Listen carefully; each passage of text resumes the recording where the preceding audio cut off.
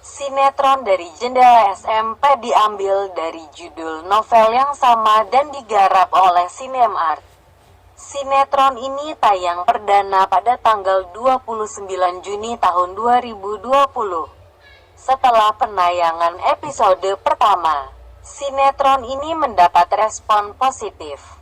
Banyak yang menyukainya. Namun, setelah berjalan belasan episode alur antara sinetron dan novel berbeda. Berikut sinopsis lengkap novel dari Jendela SMP. Ketika membersihkan laci, Joko menemukan bangkai tikus di laci Gino dan tidak sengaja menyentuhnya. Dia berang dengan perbuatan Gino yang semakin seenaknya. Ketika Gino sampai di sekolah, Joko langsung menghadangnya dan terjadi adu jotos. Wulan si ketua kelas yang hendak melerai pun terkena pukulan juga. Dan parahnya, Wulan mendapat hantaman keras di dadanya dengan limbungnya kepala Joko ke tubuhnya. Beruntung, Gino langsung dikeluarkan setelah kejadian itu. Semenjak hari itu, Joko mulai memikirkan Wulan dan bertanya-tanya apakah dadanya baik-baik saja. Keesokan paginya, sebelum semua siswa datang, Joko duduk di bangku milik Wulan. Dia membayangkan seberapa jauh jarak pandangnya dengan Wulan, kebiasaan Wulan, dan betapa bencinya dia pada perempuan kecuali Wulan. Lama menunggu. Ternyata Wulan tidak masuk karena bibirnya bengkak dan malu. Joko merasa bersalah dan ingin menjenguknya. Ketika pulang sekolah, Indro, putra sulung Pak Prapto, meminta bantuan untuk mengerjakan pernya pada Joko dengan ganti alamat rumah Wulan. Joko pun setuju. Joko mengerjakan PR Indro di rumah Indro dalam waktu setengah jam lalu mencuri mangga milik Tante Irma untuk oleh-oleh Wulan. Karena anjingnya menyalak, Indro yang penasaran pun melihat dan akhirnya disalahkan. Di rumah Wulan, Joko mendapat sambutan baik dan dikenal sebagai anak yang berbudi. Wulan yang terkejut dengan kedatangan Joko pun mengganti baju lalu menemuinya. Joko hendak pulang namun ditahan dengan mangga yang dibawanya. Mencoba beberapa potong. Datang tamu yang ternyata adalah Pak Prapto dan Indro. Pak Prapto menghajar Joko dan memberitahu ibunya mengenai perbuatan anaknya. Ibunya pun merasa kecewa. Ayah Wulan yang merasa malu menutup rapat-rapat pintunya untuk Joko, si maling mangga. Di sekolah, Wulan dan Joko selalu berusaha memalingkan muka karena malu. Ketika di rumah, tanpa sengaja Wulan membayangkan Joko. Satrio kakaknya pun tiba-tiba datang merampas ponselnya dan menjahilinya. Wulan marah dan menendang tulang kering kakaknya. Lalu, Satrio berpura-pura jatuh kesakitan dengan menarik Wulan hingga keduanya ambruk. Tangan Satrio yang tidak sengaja menyentuh buah dadanya membuat Wulan kembali mengingat kejadian kepala Joko yang jatuh tepat di buah dadanya. Wulan yang merasa pikirannya tidak waras pun memutuskan untuk mandi. Baru saja selesai mandi, adiknya Suryo meneriaki Wulan untuk segera keluar mengangkat panggilan telepon.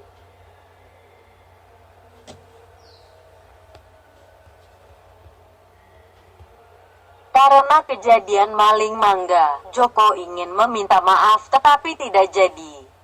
Dia pun melamunkan bagaimana cara meminta maaf sampai nanti dikejutkan dengan Bu Sri yang memintanya untuk menggambar jantung.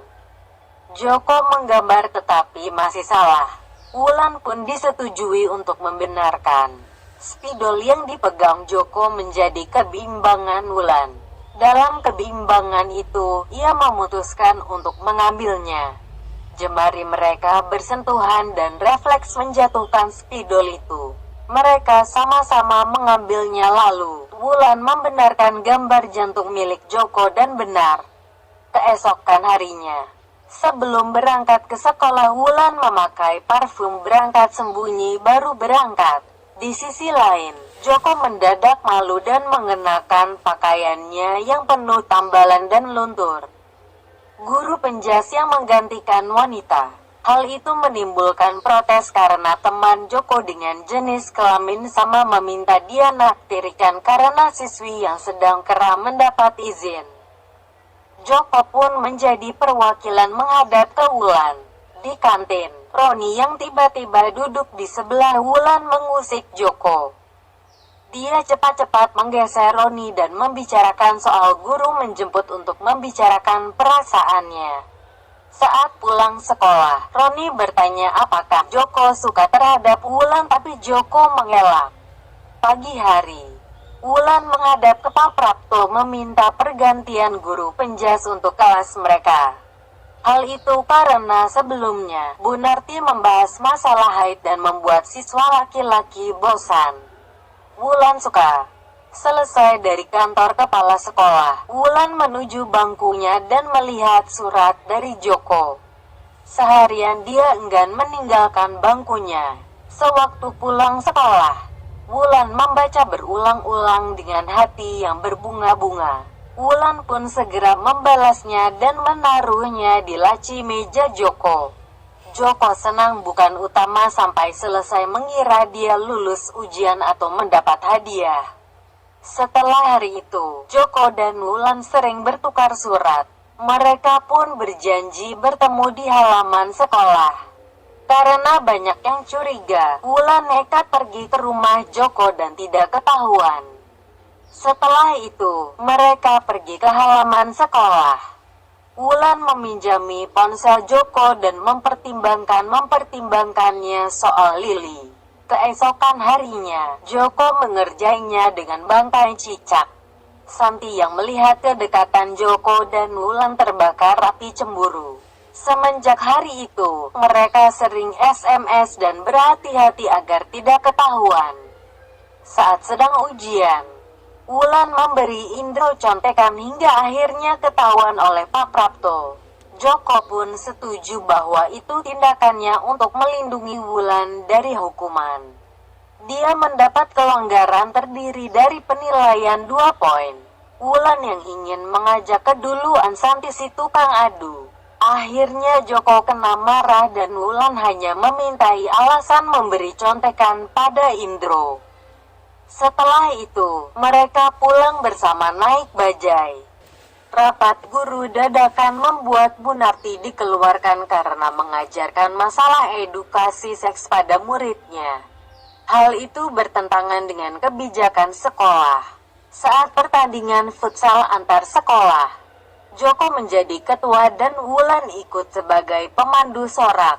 Semula, tim sekolah Joko melawan tim sekolah Gino dengan adil hingga kemudian menjadi rusuh saat tim Gino bermain kasar. Polres pun menghentikan perkelahian antar sekolah itu dengan beberapa siswa yang diringkus semalam di dalam sel. Keesokan harinya, mereka disambut baik karena berhasil memenangi kejuaraan. Wulan yang khawatir dengan Joko segera memberitahu. Dia berniat memberikan Joko hadiah atas jasanya melindungi dirinya dari ringkusan polisi dengan setelan baju, celana, dan sepatu baru dengan dalih hadiah ulang tahun. Hari Sabtu sore, Wulan dan Joko janji untuk pergi ke bioskop. Menunggu 3 jam lebih, Wulan belum juga muncul. Rupanya keputusan Wulan untuk jujur salah. Dia tidak diperbolehkan menonton dengan Joko. Joko pun yang merasa dihianati berjalan tanpa sadar menuju rumah Wulan lalu kembali ke rumahnya dalam keadaan hujan deras. Itu membuatnya tidak masuk selama 2 hari. Wulan yang khawatir pun menjenguk dan mendapat kejutan tidak mengenakan dari Joko. Tatapan dingin dan bantingan ponsel pinjamannya melukai hatinya juga hati Joko. Keesokan harinya, ganti Wulan yang menatap dingin Joko. Ujian akhir berakhir, tinggal menunggu pengumuman. Wulan yang akan ulang tahun mengundang seluruh kelas termasuk Joko. Joko yang terlampau senang pun akhirnya memberitahu ibunya mengenai keinginannya untuk membelikan hadiah untuk Wulan. Ibunya mengusahakan dengan mengutang pada Pak Prapto. Yang didapatnya malah tatapan marah dan hinaan yang melukai harga diri Joko yang tidak sengaja mendengar kalimat itu keluar dari sosok panutannya. Dia pun menangis untuk pertama kalinya hingga mencoba bir yang disodori oleh teman Bang Ucok. Joko yang tepar pun kemudian dibawa ke bengkel milik Bang Ucok. Ketika sadar, Joko meminjam 20.000 kepada Bang Ucok dan dipinjami. Bang Ucok menyuruh Joko untuk menenggak habis kopi hitam dan cuci muka serta cuci mulut agar ibu Joko tidak kaget melihat anaknya meminum bir setelah pulang malam. Keesokan harinya, Joko tidak masuk karena masih merasa sakit hati. Teman-temannya beserta Wulan, Lili, dan Santi menjenguk. Pening yang dirasa Joko mendadak menghilang ketika melihat kerinduan di mata Wulan. Mereka pun makan bakso sepiring berdua seperti orang kasmaran. Pesanan es kelapa muda yang sudah datang pun disambar oleh Santi dan disodorkan pada Joko. Joko terpaksa meminumnya dan tangan mereka tidak sengaja bersentuhan. Wulan yang melihatnya langsung pergi. Joko segera mengejarnya dan mereka berbaikan. Malam hari ulang tahun Wulan, Joko pergi dengan sebungkus kado mini dan pakaian yang belum sempat dipamerkan pada Wulan ketika batal pergi ke bioskop. Di sana, Joko dan Wulan terpana oleh penampilan masing-masing. Setelah itu, mereka pun makan-makan. Tiba saat sesi pembukaan kado. Joko sedikit iri dengan hadiah sepatu mewah yang diberikan Roni untuk Wulan karena tidak mampu membelinya. Wulan tampak terkejut dan itu membuatnya sedikit kesal. Hadiah dari Joko dibuka paling akhir dan ternyata isinya adalah gunting kuku. Di hari kelulusan, Joko beserta teman-temannya napak tilas. Joko dan Wulan bernostalgia di halaman sekolah. Wulan memotong kuku Joko yang panjang dan bertukar cincin. Refleks Joko mengecup bibir Wulan dan membuat pemudi itu terus kepikiran. Roni mengajak Joko main ke kafe hingga bar. Joko yang merasa tidak benar pun segera pulang. Hari perpisahan kelas, Joko melakukan wisata ke Taman Mini dengan menggunakan mobil truk. Di dalam sana mereka saling injak dan tertawa bersama untuk terakhir kalinya. Berbeda dengan Adi, dia mendapat gos setelah berhubungan badan 3 hari lalu. Ketiga temannya menemaninya berkonsultasi dan didiagnosis menderita sifilis. Dokter pun juga menyuruh Roni berobat karena gejala Roni lebih parah dari Adi. Pengumuman kelulusan. Terpampang 4 siswa yang tidak lulus termasuk Indro. Pemuda itu mengamuk dan memecahkan kaca jendela kelasnya. Teman-teman Indro yang keheranan pun datang ke rumah Indro untuk memastikan apakah sudah baik-baik saja termasuk Joko. Di rumah itu, Joko melihat foto keluarga Pak Prapto dengan 2 anak kembar di mana satu anak itu sangat mirip dengan Joko. Joko meminta jawaban pada ibunya tetapi ibunya bungkam. Joko merasa dibohongi dan pergi ke Bang Ucok. Indro masuk RSJ dan Joko teler. Mendengar hal itu, hilang sudah rasa marah Wulan terhadap Joko. Pagi harinya, Wulan dan Lili datang menjenguk Joko. Muka Joko sangat kusut. Setelah terus ditanyai, akhirnya Joko memberitahu Wulan bahwa dia adalah anak haram dari Pak Prapto. Dia dijadikan kacung dan ibunya dijadikan babu. Sungguh sangat menghinakan. Sudah 2 bulan Joko tinggal di bengkel dan tidak pulang ke rumah. Hampir setiap hari Wulan mendatangi bengkel Bang Ucok untuk sekadar menemui Joko. Wulan memberitahu bahwa dia dan Roni berada di SMA yang sama. Joko sedikit cemburu, takut Wulan direbut Roni. 2 bulan juga Wulan telat datang bulan. Dia ingat hari ketika tangis keduanya pecah. Mereka berhubungan badan. Setiap hari, Wulan mengajak Lili makan rujak hingga Lili berceletuk kalau Wulan hamil. Dia memeriksa dengan alat tes kehamilan dan hasilnya positif. Dia mencoba ragu lalu bertemu dengan Bu Narti. Dokter kandungan yang memeriksa Wulan juga bilang kalau pemudi itu hamil. Fakta menyedihkan itu pun sampai di telinga orang tua Wulan. Ayah Wulan meminta pertanggungjawaban kepada Joko, tapi melihat keadaan keluarganya mengurungkan niat, dia pun mencari ayah lain yang lebih baik dari Joko. Ayah Wulan mencari Joko di rumahnya untuk meminta pertanggungjawaban. Ketika hendak mencari Joko, rumahnya didatangi polisi. Katanya Joko habis mabuk lalu memukul seseorang dengan botol bir hingga kepalanya bocor. Ayah Wulan pun malu dan menyuruh putrinya untuk menikah dengan orang lain. Joko si tukang mabuk, buron polisi, kerja di bengkel kecil, maling, dan suka judi tidak akan sanggup menjadi ayah yang baik untuk cucunya. Awalnya Wulan menolak, tetapi setelah melihat keluarganya yang begitu lesu, Wulan mau dinikahi orang lain dengan syarat mengenalnya lebih dahulu. 2 bulan Joko terus melarikan diri, hingga akhirnya dia menyerah dan menyerahkan diri pada polisi. Sebelum itu, dia ingin menemui Wulan. Dia pun menunggu di depan SMA favorit Wulan. Sejam menunggu belum juga kelihatan batang hidungnya. Dia yang tidak sengaja bertemu dengan Roni pun mengobrol.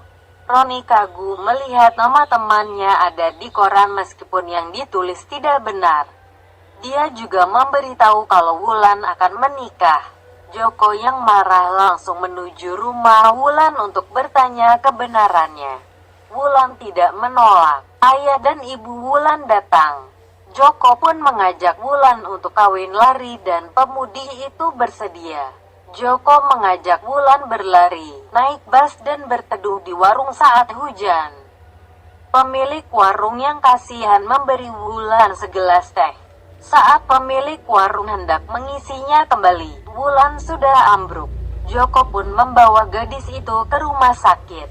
Setelah diperiksa, Joko baru tahu kalau Wulan mengandung anaknya. Dia pun langsung menelepon ayah Wulan agar anaknya tidak menderita seperti dirinya dengan menjadi anak haram. Setelah itu, ayah Wulan mengantar puterinya dan Joko pulang. Di rumah, Joko memeluk ibunya untuk terakhir kalinya. Dia memutuskan untuk menyerahkan diri sebelum keberaniannya luntur. Ibunya yang hendak mencegah dicegah oleh Pak Prapto dengan lembut. Yang dilakukan Joko benar, bertanggung jawab tidak seperti dirinya. Wulan mendadak tidak ingin menikah kecuali dengan Joko. Ibunya mengiyakan tapi ayahnya menolak. Wulan pun membela Joko bahwa dia seperti itu karena terkejut dengan fakta dirinya anak haram dari kepala sekolah. Setelah dibujuk ayahnya mengiyakan. 2 bulan sudah Joko di penjara.